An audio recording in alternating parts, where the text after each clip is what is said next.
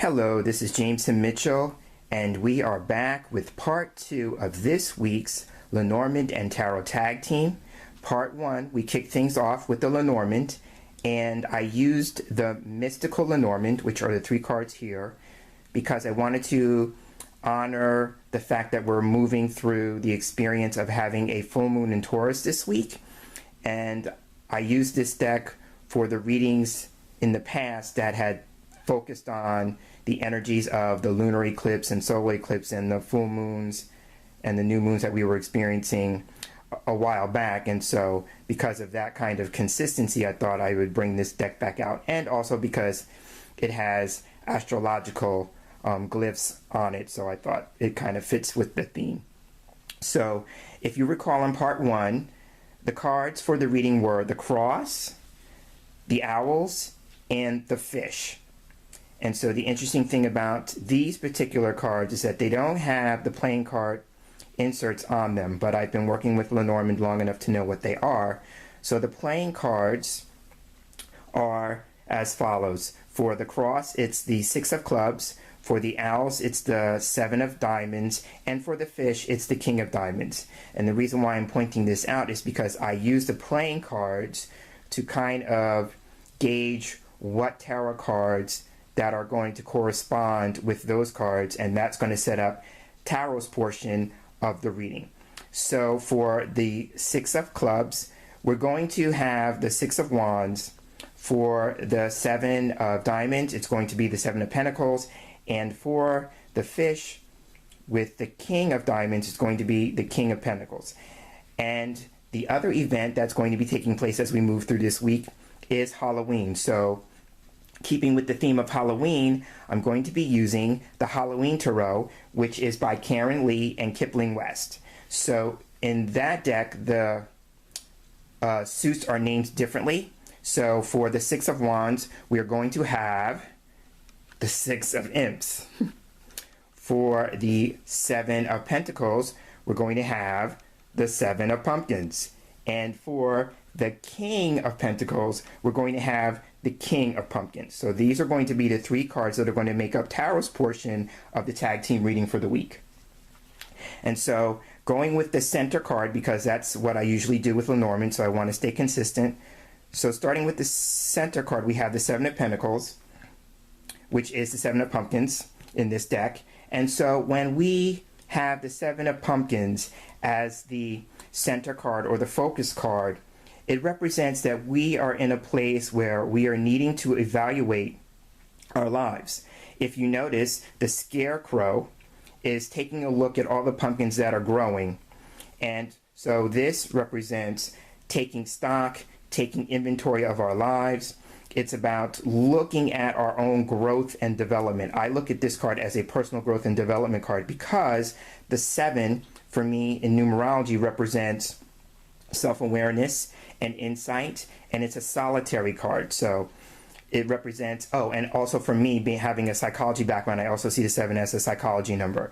So it represents taking time out to evaluate your life and see if you're at a place where you are pleased with the results, because I see this card as about productivity and results. If you're pleased with the results, and if you're not, this is a time to in the process of reevaluating things, see what's working and see what's not working. If you are the business-minded person, because I'm looking at the suits, we have 2 cards from the suit of pumpkins, which represents the material side of life. So things like career, finances, and if you remember, fish from part 1 of the reading is all about money and finances, and so I kind of talked heavily about that aspect of it in that reading. And if you haven't looked at it, I'll put a link to that in the description box below. But again, going back to this, it's about looking at things from the material side of life. Pumpkins as the ruling suit, because there's 2 of the 3 cards from the same suit, also ask us to look at what it is that we value in life. You know, things that we have placed some value on. If it's a material possession, then we have placed some value on it because we purchased it and it's in our homes or in our lives. So it holds some sense of value. So what's the value? The intangible side for me of the pumpkins represents our own core value system. What is it that you really believe about life based on your set of core values? So again, looking at it from the material, the tangible, and the intangible. So, but the Seven of Pumpkins is asking us to do that process of evaluation. I'm also seeing this as the universal law of sowing and reaping. So when you step back and you're looking at the harvest, and that's what the Scarecrow is doing. He's looking at his harvest. When you're stepping back and you're looking at the harvest is a direct result of the seeds that you have sown. So if you're not enjoying your experience, if you're not liking the results, ask yourself, what seeds have I been planting? And you may want to set an intention to plant new seeds. And everything starts with thought. So the intention here is to plant a new thought. And as a result of a change in thinking, you'll have a change in your experience. And that's just my personal belief. I believe that, our thoughts help to shape and form and create our experiences. So if we're not enjoying the experiences that we're currently having, we need to be taking a look at, what am I thinking about these things? What's my value system say about these things? Am I in alignment or out of alignment with my personal value systems in terms of this experience? And if I am, how can I get back into alignment? So I'm seeing that with the Seven of Pumpkins. The last thing I want to say about this card before I move on to the other cards is that sometimes when I look at the Scarecrow and he's leaning on the garden hoe, it can be, sometimes we know the work that we need to be doing in terms of our own personal growth or development, or if we want to achieve a certain result. We know the work that we have to do, and for some reason we are not engaged in doing it. And so sometimes this card can be about procrastination. So you might want to look at, sometimes I'm guilty of this. I thought about this just before I started the tape for this video today. I thought, what have I been putting off that I know I need to do? And for some reason, I just haven't gotten around to doing it. So if you're like me and you tend to sometimes put things off, you may want to look at that, especially if it's a behavior that's becoming a habit. It's okay if it happens every now and again, but when it becomes a habit, that could be something that may be detrimental in the long run. So that's everything I want to say about the Seven of Pumpkins for now. Going on to the card to the left, we have the Six of Imps, which is the Six of Wands. I love this card because this card represents triumph, success, and being on the verge of a breakthrough.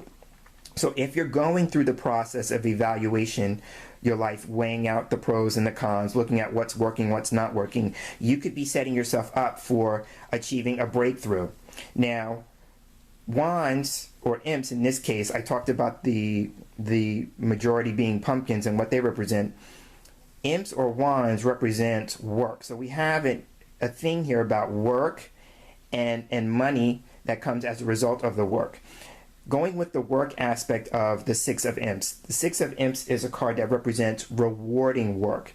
So this is a time, maybe in your process of evaluation, and you're looking at your working life, then it could be, how can you either, one or two things, how can you either A, make the work that you're doing for you become more rewarding, or B, how can you go out and find work that will be more rewarding for you? Because here's the thing about our working lives. If we are engaged in our work, if we find our work rewarding, going back to the seven of Pumpkins, it will be rewarding for us and for the people who we interact with, we have connection with, who purchase our products or services or whatever it is that you're doing.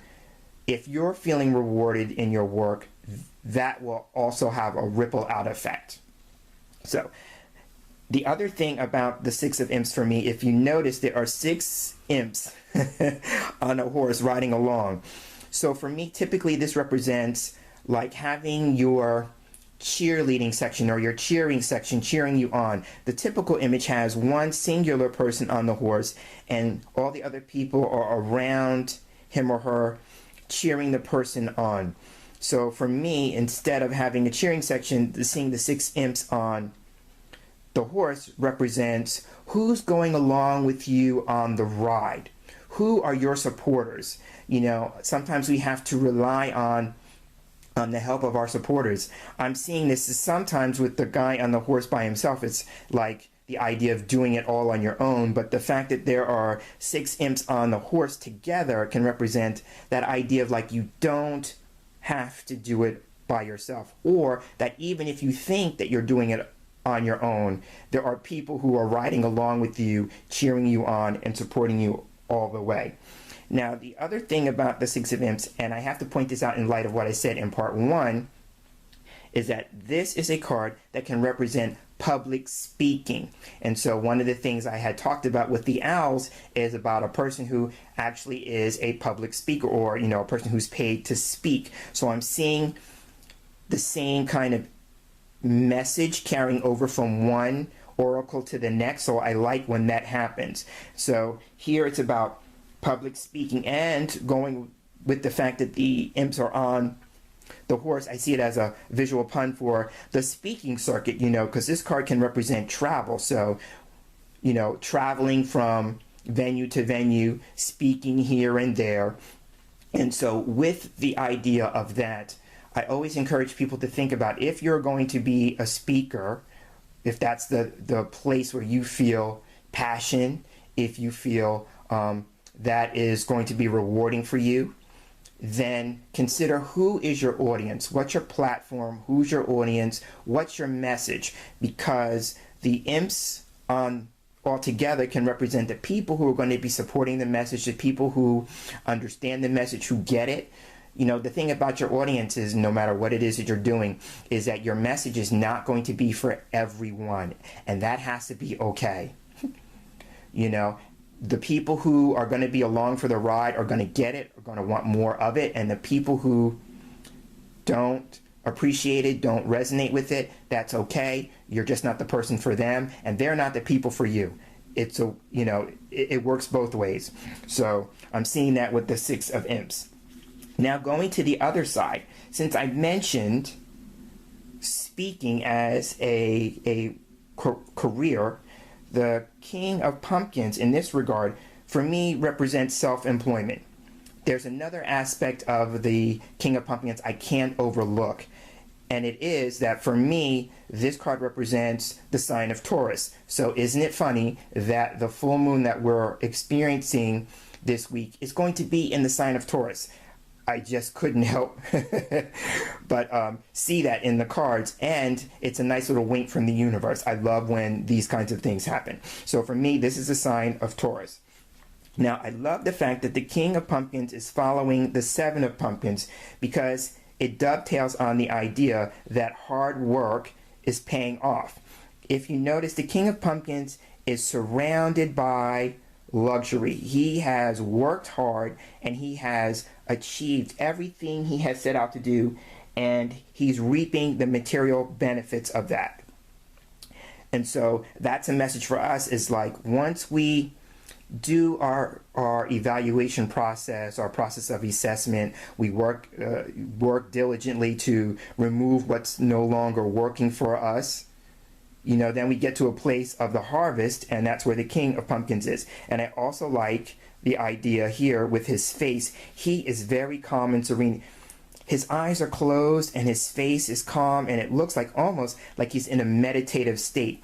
And so I think for me, it's like, if we're looking at that as a place of meditation, and maybe if you ascribe to the idea of meditation and visualization, you could see yourself visualizing yourself in abundance. It starts, again, going back to the mind. What is it that you're thinking, and how can you create mental pictures that fit with that idea of being abundant and being prosperous?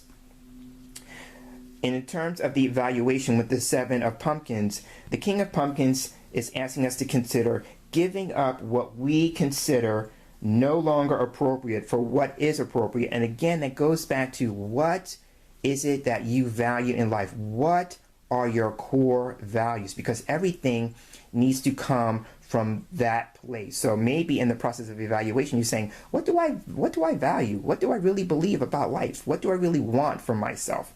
One of the things, just to give you an example, for me, one of the things that I value in life is a sense of autonomy, and which is why I have my own business, which is why I'm my own boss. I really just got to the place in my working life where I just got tired of feeling like I had to answer to someone else. So another thing, when we're looking at pumpkins and we're looking about acquiring wealth or, having a lot of money, it's really not about the money. The question is, what is having wealth going to afford you that you don't have right now? And as a coach, the number one response I get to that question is freedom. So a lot of people want to be free, and they think and believe that having a lot of money will allow them to do that. So if you're of the mind that you want to create more wealth, ask yourself why. Because the value is really not in line with having a whole lot of money. It's about what the money will allow you or afford you to do. So think about that as you're doing your value assessment this week. So that's the King of Pumpkins. And so, because I enjoyed doing this last week and it was just a spur of the moment kind of idea, I'm going to look at the values of the cards and then consider what are the major arcana cards that correspond to these as a way of doing the hidden dynamics, which is a technique that I sometimes do when I use the Lenormand card. So we're going to do it here. All right, so we have 6 for the Six of Imps, and the 6th major arcana card in Tarot is the Lover's card. And here we are with the Lovers. So now, this card for me represents being at a crossroads in life and needing to make a major life choice or decision of some kind. That's the typical meaning of it. Traditionally, the Lovers was known as the choice, and so that's where that meaning comes from. And so in that process of evaluation and assessment, keeping with the idea that the dynamics usually revolves around the focus card, so when we're doing that process of evaluation and assessment, there are going to be some choices that need to be made. When we're choosing, going with the King of Pumpkins for a second, about what is appropriate and what is no longer appropriate in our lives, that comes down to choice. Once we choose those things, what are we going to do about them? But it all comes down to first making the choice. Here, and since we're talking about assessment, I'm looking at this image here on the Lovers as an assessment of our energy. If you look at the image, there's a woman lying in bed, and a vampire is coming through the window at her. And she doesn't look frightened at the fact that the vampire is coming. So one of the things I look at, because they create a dichotomy. First, typically it's usually the masculine and the feminine, but I'm seeing this. The woman in bed represents that part of us that's alive. So, coming from a place of choice, it could be like choosing to look at what are the things that make you feel alive. And then the vampire represents the energy drains. What is it that is energy draining in our life? Because the idea of the vampire is the vampire sucks the life out of you. So look at the things that are sucking the life or draining the life out of you and ask yourself, why am I engaging? Because right now they're about to create an engagement in some way. Why am I choosing? Because everything's a choice. Why am I choosing to engage in that? And if you can choose to engage in it, you can choose to disengage from it. And the reason why I'm saying that is because the Lover's card can also represent healing.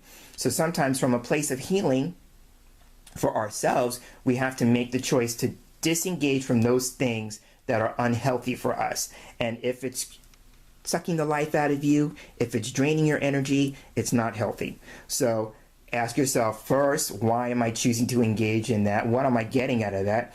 Sometimes, going back to the Seven of Pumpkins, it's like the payoff. What do you get out of it? Because there's a return on the investment of your time, your energy, and your resources. So what, maybe you were hoping to get something out of it. So what were you hoping to get out of it that maybe you didn't get? And ask yourself, why was I looking to get that particular result or outcome through having this particular experience? And sometimes we need to choose ourselves. So sometimes the Lover's card comes up when, the choice really has to come down to choosing you. So I'm seeing that with the Lovers card. Now, on the other side, the King of Pumpkins would be valued at 14. In cartomancy, when I'm doing the playing cards, it's 13. But with tarot, it's 14 because of the inclusion of the page in the court card system. So the King of Pumpkins is 14. And the 14th major arcana card is Temperance.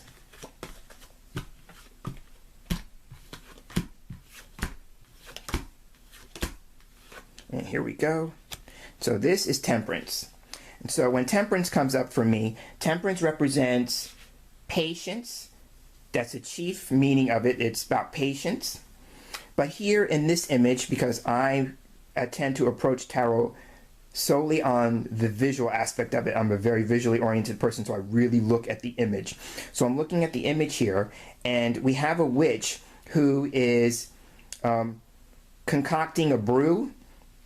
So I look at this as experimentation. It's about trial and error. So when you're making these choices and you're doing your assessment, you have to understand that when you're changing things in your life, you're shifting things, it's a matter of trial and error. You have to be willing to try something and be willing for it not to work out the first time. But every time that it doesn't work, instead of looking at it as a failure, you might want to step back and have a reframe, because I'm all about the reframe. Have a reframe that instead of it not working, it's bringing you one step closer to the thing that will work. It's just a matter of you learning to be patient in the process. Also with the image, I'm looking at it as the idea of bringing various elements or components together. When we're creating a brew, you're following a recipe, and a recipe has a list of ingredients. So it's about bringing in all the right ingredients to get that thing that it is that you want to create. Now, going with the idea in terms of, assessment, and the Lovers card being a card about relationships, this card, Temperance, can be learning the fine art of compromise. If you remember in part 1 of this reading, I focused on the idea of the owls being a partnership, and it's not lost on me that the Lovers can also represent a partnership. And in that part of the reading, I kind of suggested that maybe that there was frustration or upset within a partnership. And if that is the case, carrying that idea over onto this side of the reading, then Temperance would be, how can we create the fine art of compromise? How can we, instead of looking at a situation as either or, because sometimes Temperance can represent going to extremes, instead of looking at something as either or, how can it be both? How can we, instead of creating a win-lose situation, which means that one person wins and one person loses out, how can we get creative? Because Temperance is about creative solutions. How can we creatively make a solution that provides a win-win for everyone involved? So I'm seeing that with Temperance. So the final thing we can do here, if I move these cards and we return to the original cards, is that just like I did with Lenormand, we can take the values of the cards and add them together for kind of wrapping things up and creating a summation card. So we have the 6 with the 6 of Imps, we have the 7 with the 7 of Pumpkins, and we have 14 with the King of Pumpkins. And that gives us 27. So there are 22 major arcana cards in tarot. So since we have a number over 22, I'm going to take the 2 and the 7, add them together, and reduce them to 9. And we'll look at the 9th major arcana card in tarot, which is the Hermit.